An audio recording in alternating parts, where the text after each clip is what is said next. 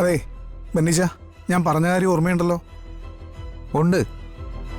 വീണയ്ക്ക് വീണയുടെ കാര്യങ്ങൾക്ക് മുന്നോട്ട് പോകാൻ അല്പം പണം വേണമെന്ന് കിരൺ പറഞ്ഞു. അത് തരാൻ ഞങ്ങൾ തയ്യാറാ. ബാക്കിയൊക്കെ വീണ പറയൂ. ഞാൻ നിൽക്കുന്ന അവസ്ഥയിൽ നിങ്ങൾ പറയുന്ന കാര്യങ്ങൾ അംഗീകരിക്കാനേ എനിക്ക് തോന്നുള്ളൂ. എനിക്ക് സമ്മതമാണ്. ഈ ലോകത്ത് മറ്റാരും അറിയാതെ നമുക്കത് ചെയ്യാം. പ്രസവിച്ച കുഞ്ഞിനെ അനാഥയായി വലിച്ചെറിഞ്ഞു എന്ന കുറ്റബോധം ഒരിക്കലും വീണയ്ക്കുണ്ടാവില്ല. ഒരൊറ്റ അപേക്ഷയുള്ളൂ.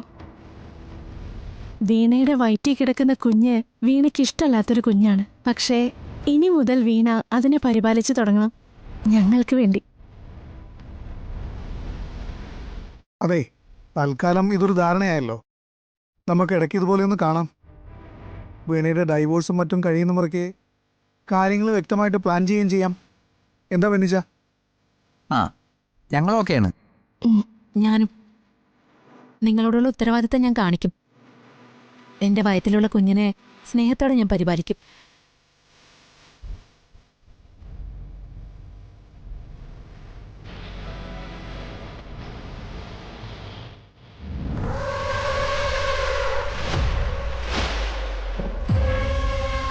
മോനെ, ഈ KFC ചിക്കൻ ഫ്രൈക്ക് എങ്ങനെ കഴിക്കുവോ? ഇഷ്ടമാണോ? സൂപ്പറാ. ദീപൻ പെട്ടെന്നെല്ലാം കൂടി ചെയ്തതാണ് കേട്ടോ. എങ്ങനെയായിട്ടുണ്ടെന്ന് അറിയില്ല. ആ കേട്ടോ ദീപ, ഈ ഭക്ഷണം വിളമ്പി തരുന്ന സ്ത്രീകളുടെ സ്ഥിരം എക്സ്ക്യൂസാണ്. സത്യത്തിൽ എന്താ, ദേ ഈ വിഭവങ്ങളൊക്കെ നന്നായിട്ടുണ്ടെന്ന് ഇവർക്കൊക്കെ നല്ല ഉറപ്പുണ്ട്. അങ്ങനെയല്ലേ? Exactly sir. വീട്ടില് എന്റെ അമ്മയുടെ ശീലവും ഇങ്ങനെയൊക്കെ തന്നെയാ.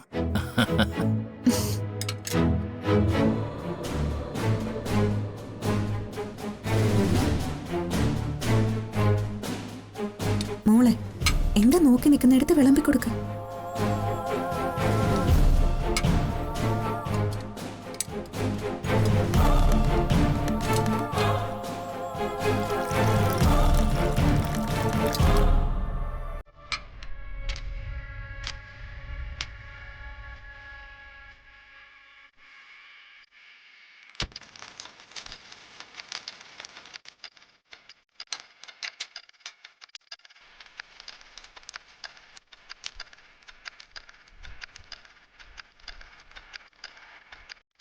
ഏയ്,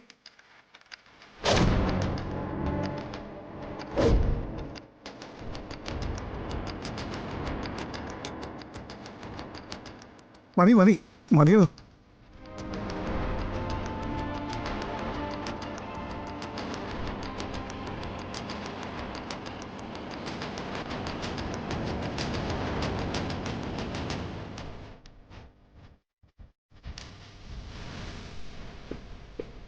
അതെ ദീപ, പെട്ടെന്ന് കഴിക്കാൻ നോക്ക, നമുക്ക് പോവാം. താൻ എന്താടോ ഈ പറയുന്നത്? നിത്യയുടെ വീട്ടിൽ വന്നിട്ട് അങ്ങനെ പെട്ടെന്ന് പോവാനാവുന്നു. എന്തായാലും ഇരുന്ന് കഴിക്കാൻ തീരുമാനിച്ചു. ഇനിയിപ്പോ നമ്മളോട് എപ്പോഴാണോ അങ്കിളും ആൻറ്റിയും ഇറങ്ങി പോവാൻ പറയുന്നത് അപ്പോഴേ നമ്മൾ പോകുന്നുള്ളൂ. അത് മതി അച്ഛാ.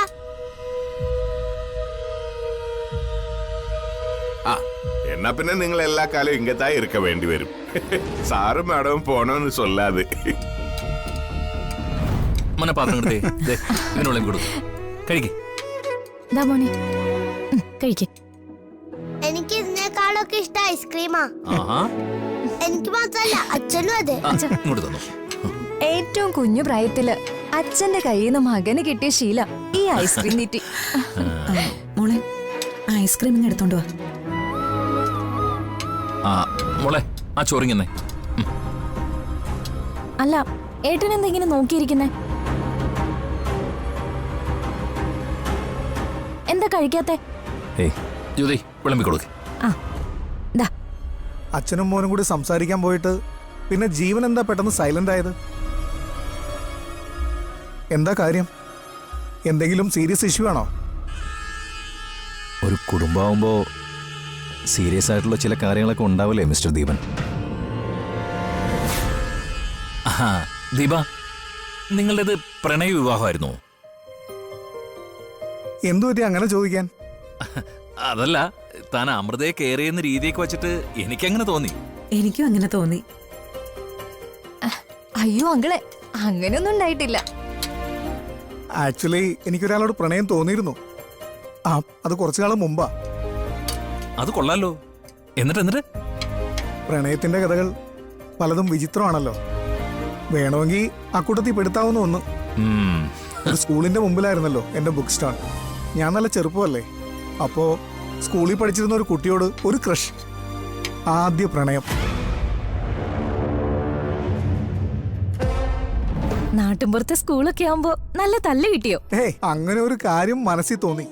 അതെ, ഞാൻ എന്തുണ്ടെങ്കിലും എന്റെ അമ്മയോട് ഷെയർ ചെയ്യുന്നത്. അമ്മയോട് കാര്യം പറഞ്ഞു. ആ കൊച്ചിന്റെ പ്രായം പോലും നോക്കാൻ അമ്മ നിന്നില്ല. ഞാൻ പോലും അറിയാതെ ആ പെൺകുട്ടിയുടെ വീട്ടിൽ പോയി ആ കുട്ടിയുടെ നാള് ചോദിച്ചു. നേരെ ജോത്സ്യന്റെ അടുത്തേക്ക് പോയി. എന്നിട്ട് എന്ത് സംഭവിക്കാനാ? ബ്ലിം. അവിടെ വെച്ച് ജോത്സ്യൻ എന്റെ പ്രണയം കീറിക്കളഞ്ഞു. ഈ 2 നാളുകാർ തമ്മിൽ ഒരു ചേർച്ചയില്ലെന്ന് അമ്മയോട് അയാൾ പറഞ്ഞു. ആ നിമിഷം മുതൽ ആ പെൺകുട്ടി ഇനി നോക്കാൻ പാടില്ലെന്ന് അമ്മ വിലക്കുകയും ചെയ്തു. ഈ ക്രഷ് തോന്നിയ പെൺകുട്ടി ആരാന്നൊന്ന് ചോദിച്ചു നോക്കി. അപ്പോഴാ അതിന്റെ രസം. അല്ല, ആരാ ചേട്ടാ? അതൊക്കെ കഴിഞ്ഞ കാര്യങ്ങളല്ലേ. சொல்லுங்க சார். இந்த லவ் மேட்டർ കേൾക്കുന്നത് എല്ലാവർക്കും രസം തന്നെ. പറയടൂ. ഈ ഭൂതകാലത്തിലെ നല്ല ഓർമ്മകളാണല്ലോ വർത്തമാനകാലത്തിലെ ഏറ്റവും നല്ല മധുരം. എന്റെ അമ്മ പ്രണയത്തിന്റെ കാര്യം പറഞ്ഞപ്പോഴേക്കും രഘുവേട്ടന് കവിതയും വന്നല്ലോ. എടോ, ഇതൊക്കെ വലിയ വലിയ ആളുകൾ എഴുതി വച്ചിരിക്കുന്നതാ. ഞാനതൊക്കെ എടുത്തങ്ങ് പറയുന്നത് കേട്ടിട്ട് എന്റെ ഭർത്താവിന് വിവരം വെച്ചു എന്ന് അഹങ്കരിക്കൊന്നും വേണ്ട കേട്ടോ. ഇല്ലില്ല, പറയൂ ദീപ. എടോ പറയടോ. ഈ പെൺകുട്ടി ഇപ്പൊ എവിടെയുണ്ട്? ആ പെൺകുട്ടി ഇപ്പോ ഇവിടെ തന്നെയുണ്ട്.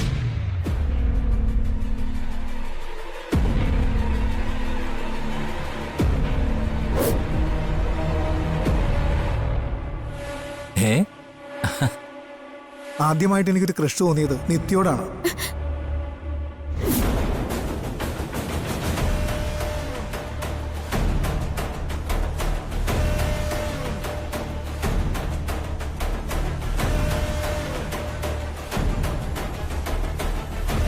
സംഗതി കൊള്ളാം.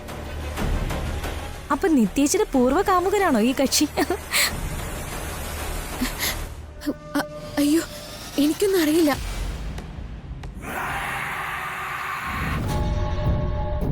എടോ, അത് ഞാനിവിടെ ഇവരോട് പറഞ്ഞു. അന്ന് തന്നെ അത് എന്നേക്കുമായിട്ട് അവസാനിക്കുകയും ചെയ്തു. ജീവ, നാളുകൾ തമ്മിൽ ചേരാത്തതാണ് പ്രശ്നം. അല്ലെങ്കിലേ ഇപ്പൊ ഈ കോമ്പിനേഷൻ ഒന്നും ഉണ്ടാവില്ലായിരുന്നു കേട്ടോ. നിത്യ, ഐ എം സോറി. നിങ്ങളുടെ കുടുംബാന്തരീക്ഷം എന്തും തുറന്നു പറയാൻ നല്ലതാണെന്ന് തോന്നിയോണ്ടാ ഞാൻ തുറന്നു പറഞ്ഞത്. അപ്പടിയാ? തനിക്ക് പ്രോബ്ലം ഒന്നുമില്ലല്ലോ? പെൺകുട്ടികൾ വഴിയിലൂടെ പോകുമ്പോ എത്രയോ പേര് നോക്കുന്നു, എത്രയോ പേര് ആശിക്കുന്നു, എത്രയോ പേര് ആലോചനകൾ നടത്തുന്നു. ഇതൊക്കെ ഒരു സാധാരണ കാര്യമല്ലേ?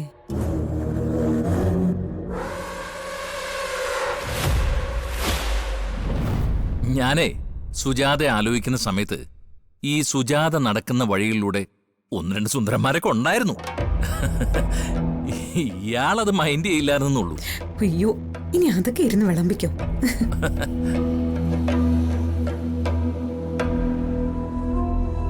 എനിവേ, ദൈവം ചിലതൊക്കെ തീരുമാനിച്ചു വെച്ചിട്ടുണ്ടല്ലോ. എനിക്ക് വിധിച്ചത് ഇവളെയാ. അമൃതയിൽ കൂടുതൽ ക്വാളിറ്റി ഉള്ള ഒരു പെണ്ണിനെ ഞാൻ അർഹിക്കുന്നുമില്ല. അതാണ് സത്യം. മോളെ, ഐസ്ക്രീം കൊടുക്ക്. பாப்பா வெயிட் பண்ணிட்டு இருக்கு.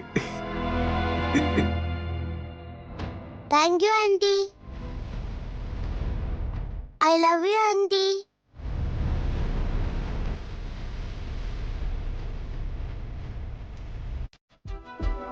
തന്ത മാത്രമല്ല, ചെക്കനും എൻ്റെ കൈ കൊണ്ട് ചാവുന്നാ തോന്നുന്നത്.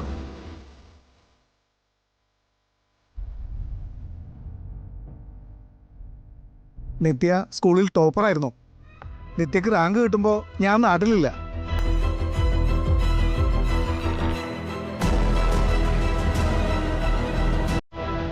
ഇത്രയും ഹൈലി ക്വാളിഫൈഡ് ആയ ഒരാളെ ഒരു ജോലിക്കും വിടാതെ ഇങ്ങനെ നിർത്തുന്നത് ശരിയാണോ?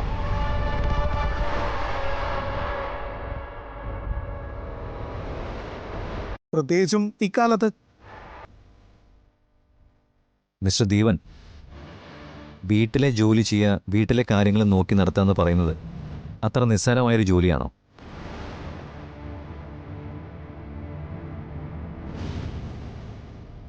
ആണോ അമ്മേ?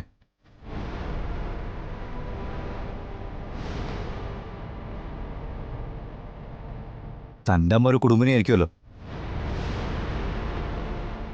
അവർ ചെയ്തുകൊണ്ടിരിക്കുന്നത് മോശം കാര്യങ്ങളാണോ?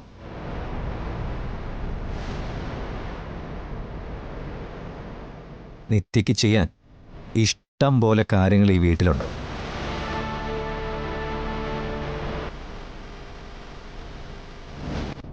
അവളതിൽ ഹാപ്പിയോ? നീ അങ്ങനൊന്നും പറയണ്ട. ഇവിടെ ജോലി എടുക്കാൻ എത്ര ആളുകൾ വേണം? ഞാനുണ്ട്, ശരവണനുണ്ട്, ജ്യോതിയുണ്ട്. ആർക്ക് വേണമെങ്കിലും ചെയ്യാമല്ലോ. നിത്യമോൾ ഒരു ജോലി നോക്കുന്നതിൽ എനിക്കൊരു വിരോധവുമില്ല. അയ്യോ, പുറത്തു പോയി ജോലി ചെയ്യുന്ന കാര്യം ഞാൻ ചിന്തിച്ചിട്ട് പോലുമില്ല. എങ്കിൽ പിന്നെ മോള് കുട്ടികൾക്ക് ട്യൂഷൻ എടുത്തിരുന്നില്ലേ? അതുപോലെ വീട്ടിൽ തുടങ്ങും. അപ്പോ എൻഗേജ്ഡ് ആവുകയും ചെയ്യാം, പഠിച്ച കാര്യങ്ങളൊക്കെ പ്രാക്ടീസ് ചെയ്യുകയും ചെയ്യാം. That's a good idea. Nithya, അങ്ങനെ ഒരു പ്ലാൻ തനിക്കുണ്ടെങ്കിലേ ആദ്യത്തെ സ്റ്റുഡന്റിന് തന്നെ ഞങ്ങൾ അങ്ങ് തന്നേക്കാം. ദേ ആകാശ്.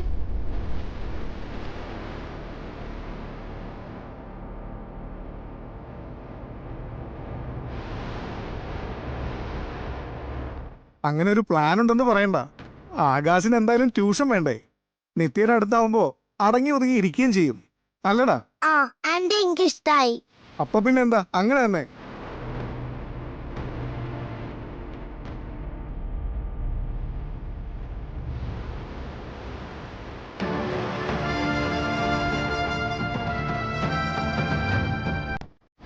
എന്നാ പിന്നെ അങ്ങനെ തന്നെ അങ്ങ് തീരുമാനിക്കാം. നിത്യമോൾ ഓക്കെ അല്ലേ?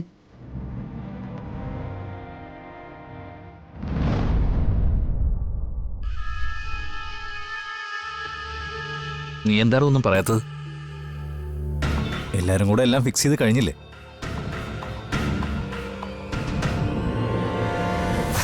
ഇനി ഞാനെന്ത് പറയാനാ?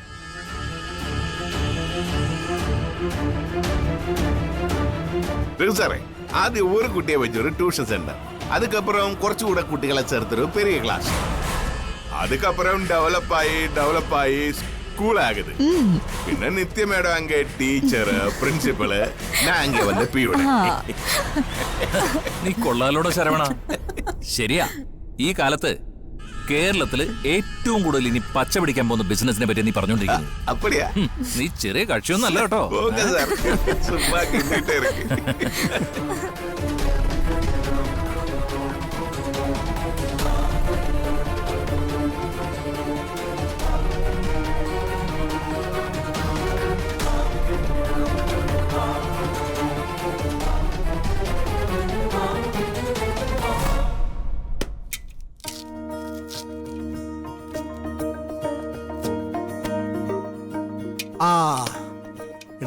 എടാ ഹരി, ഞാനൊന്ന് കട വരെ പോയിട്ട് വരാം. അമ്മാവൻ എന്തിനാ ഇപ്പൊ പോകുന്നേ? ലിസ്റ്റ് കൊടുത്ത സാധനങ്ങളൊക്കെ ഗോപി എടുത്ത് വെക്കില്ലേ? എന്നിട്ട് വൈകിട്ട് ഞാൻ പോയി എടുത്തോളാം.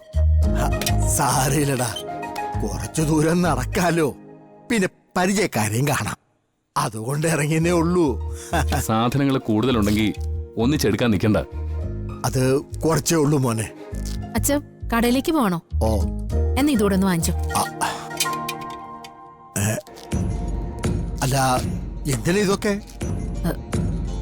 അല്ല, നീ എഴുതിയിരിക്കുന്ന കണ്ടില്ലേ? എന്താ മാവ? അണ്ടിപ്പരിപ്പ്, മുന്തിരി, ബദാം, പിന്നെന്തുവാ, കുങ്കുമപ്പൂവ്. നിനക്കെന്തിനാ ഇതൊക്കെ?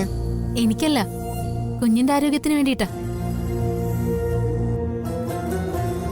ഇപ്പൊ നല്ല ആഹാരങ്ങൾ കഴിച്ചാലേ കുഞ്ഞിന് വേണ്ട പോഷകങ്ങൾ കിട്ടും. കുങ്കുമപ്പൂവിന് കുറച്ച് വില കൂടുതലായിരിക്കും, സാധാരണ കടയിൽ കിട്ടത്തുമില്ല. കുഞ്ഞു വെളുക്കാൻ നല്ലതാ. അല്ല, എന്നു മുതലാ നിനക്ക് കുഞ്ഞിനോട് സ്നേഹമൊക്കെ തോന്നി തുടങ്ങിയേ? ഇതാ അച്ഛന്റെ കുഴപ്പം. ഞാൻ വയറ്റിൽ കിടക്കുന്ന കുഞ്ഞിനെ സ്നേഹിക്കുന്നില്ലെന്നല്ലേ അച്ഛന്റെ പരാതി. സ്നേഹിച്ചു തുടങ്ങിയ അതിലും പരാതി. ഞാനിപ്പോ എന്താ ചെയ്യണ്ടേ? അമ്മാവ, ആ ലിസ്റ്റിംഗ് തന്നെ, ഇത് ഞാൻ വാങ്ങിച്ചോളാം. ടൗണില് ഫോറിൻ സാധനങ്ങളൊക്കെ കിട്ടുന്ന ഒരു കടയുണ്ട്. ഈ കുങ്കുമപ്പൂ അവിടെ കിട്ടും. എന്ത് താല്പര്യത്തിന്റെ പേരിലായാലും ആ കുഞ്ഞിന് വേണ്ടി ഒരു കാര്യത്തിന് ആഗ്രഹിക്കുമ്പോൾ തടസ്സം നിൽക്കാൻ പാടില്ല. താങ്ക്സ് ഹരിയേട്ടാ. ഇനി മുതല് അമ്മ നിന്നെ കാര്യമായിട്ട് നോക്കിക്കോളാം. അല്ല, കാക്ക വല്ലതും മലർന്നു പറക്കുന്നുണ്ടാ? എന്തൊക്കെയാണ് ഈ നടക്കുന്നത്? എനിക്കറിയില്ല അമ്മവ. ആഹാ, പക്ഷേ ഈ മാതൃത്വം എന്ന് പറയുന്നത് ഒരു ചെറിയ സംഗതിയൊന്നുമല്ല കേട്ടോ. ഓ, ക്രൂരമൃഗങ്ങൾ പോലും സ്വന്തം കുഞ്ഞിനോട് വല്ലാത്തൊരു വാത്സല്യം കാണിക്കാറില്ലേ? ചിലപ്പോ അങ്ങനെ ഒരു തോന്നൽ അവൾക്കുണ്ടാവും. എന്തായാലും അമ്മാവിന് വേണ്ടി ഞാനൊരു കാര്യം പറയാം. കുഞ്ഞിന് വേണ്ടി അവൾ എന്ത് ചോദിച്ചാലും അതിനു വേണ്ടി ഒരു മറു ചോദ്യം ഉണ്ടാവരുത്. ഞാനൊന്നും ചോദിക്കുന്നില്ലേ. ഇനിയിപ്പോ കുഞ്ഞിനെ സ്നേഹിച്ച് അതിന്റെ പേരിൽ നിന്നെ ബുദ്ധിമുട്ടിച്ച് ഇല്ലാണ്ടാക്കാണ്ടിരുന്നാ മതി. ആ, നടക്കട്ടെ. ഹരിയേട്ടാ ഒന്നിങ്ങി വന്നേ. ആരാടാ? ആ നോക്കാം. ആ, നോക്ക്. ഹരിയേട്ടാ ഇറങ്ങി വാ. ഹരിയേട്ടാ. എന്താ ചേർത്തെ? ഹരിയേട്ടാ, നമ്മുടെ പുഞ്ചക്കരയിലെ പാടശേഖരം ആർക്കും നികത്താൻ പറ്റുന്നല്ലേ ഹരിയേട്ടൻ പറഞ്ഞേ? ആ, അതിനിപ്പോ എന്താ? അവിടെ പാടം നികത്തി ഏതോ ഫാക്ടറി വരാൻ പോവാ. അതിന് അനുമതിയും കൊടുത്തു കഴിഞ്ഞു. ആരോ നിങ്ങളെ പറഞ്ഞ് പറ്റിച്ചതാ. ആ പാടശേഖരത്തിന്റെ പേരില് എന്തൊക്കെ കോലാഹലങ്ങൾ കഴിഞ്ഞിട്ടാണ് നമ്മൾ ഇങ്ങോട്ട് വന്നിരിക്കുന്നത്. നമ്മൾ തന്നെ സമരം ചെയ്തതല്ലേ? അത് നികത്തില്ല എന്ന് ഉറപ്പ് കിട്ടിയിട്ടല്ലേ നമ്മൾ ആ സമരം നിർത്തിവെച്ചത്. പിന്നെ പഞ്ചായത്ത് പാടശേഖരം നമുക്ക് വിട്ടു തരുന്നതിന് എന്തൊക്കെയോ തടസ്സങ്ങളുണ്ട്. അത് പെട്ടെന്ന് തന്നെ മാറുമെന്ന് അവർ ഉറപ്പ് പറഞ്ഞല്ലേ? എന്റെ ഹരിയേട്ടാ, അതൊക്കെ അവർ നമ്മൾ പറഞ്ഞു പറ്റിച്ചതാ. പാടശേഖരം കൈമാറി കഴിഞ്ഞു. നികത്താനുള്ള കാര്യങ്ങൾ നാളെയും മറ്റന്നാളെ തുടങ്ങുകയും ചെയ്യും. എടാ, നമ്മളിവിടെ ജീവിച്ചിരിക്കുമ്പോഴോ നമ്മുടെ കഞ്ഞിയിൽ മണ്ണിട്ടിട്ട് അങ്ങനെ ഒരു ഫാക്ടറി അവിടെ ഉയർന്നു പോകുമെന്ന് എനിക്ക് തോന്നുന്നുണ്ടോ? അല്ല, നിങ്ങളോട് ഇതാരാ പറഞ്ഞേ? തഹസിൽദാരുടെ ഓഫീസിൽ ജോലി ചെയ്യുന്നൊരു പീറ്ററല്ലേ, അയാളാ പറഞ്ഞേ നിയമപ്രകാരമുള്ള എല്ലാ കാര്യങ്ങളും കഴിഞ്ഞു എന്ന്. എടാ, മണ്ണിൽ പണിയെടുക്കുന്നവന് ഒരു നിയമമേ ഉള്ളൂ. ഈ നാട്ടിലെ ഒരു പാടശേഖരവും ഇനി ആരും നികത്തില്ല. ഇവിടെ ഫാക്ടറി അല്ല, നമ്മൾ വിതയ്ക്കുന്ന നെല്ലാ പൊങ്ങാൻ പോകുന്നത്. ആ കമ്പനിക്കാർ ആരൊക്കെയോ പുഞ്ചക്കരി പാടത്ത് എത്തിയിട്ടുണ്ട്. എന്നാ നിങ്ങൾ വാ, നമുക്ക് നേരെ ചെന്ന് അവരോട് തന്നെ ചോദിക്കാം. ഹരി, സൂക്ഷിക്കണേ. എന്ത് സൂക്ഷിക്കാനാ? മണ്ണിന് വേണ്ടി പട പൊരുതിയിട്ട് ചാവുകയാണെങ്കിൽ ചാവട്ടെ. നിങ്ങൾ വന്നേ.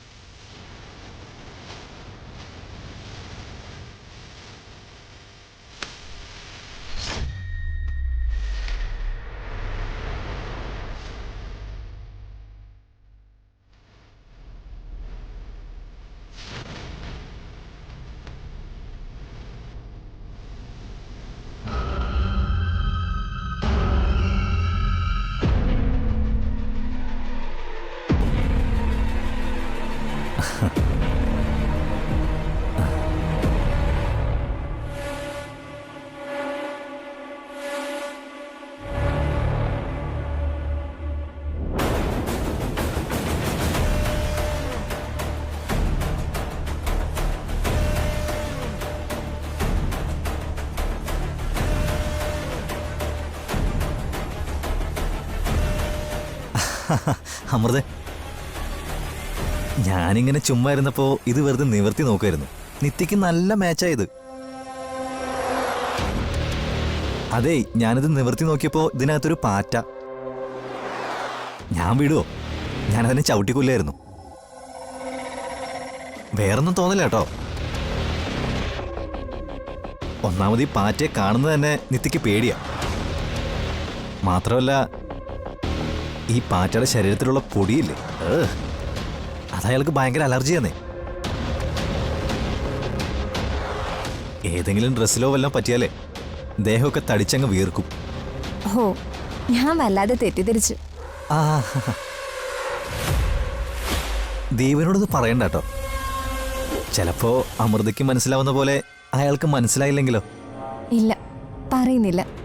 ഓ, ഇവിടെ വന്ന് കേറിയപ്പോ ജീവന്റെ പെരുമാറ്റം കണ്ട് എനിക്ക് തോന്നിയത് ജീവന് നിത്യയുടെ അത്ര കെയർ ഇല്ലെന്നാ. അതൊക്കെ വെറും തോന്നലായിരുന്നു എന്ന് ഇപ്പൊ മനസ്സിലായി.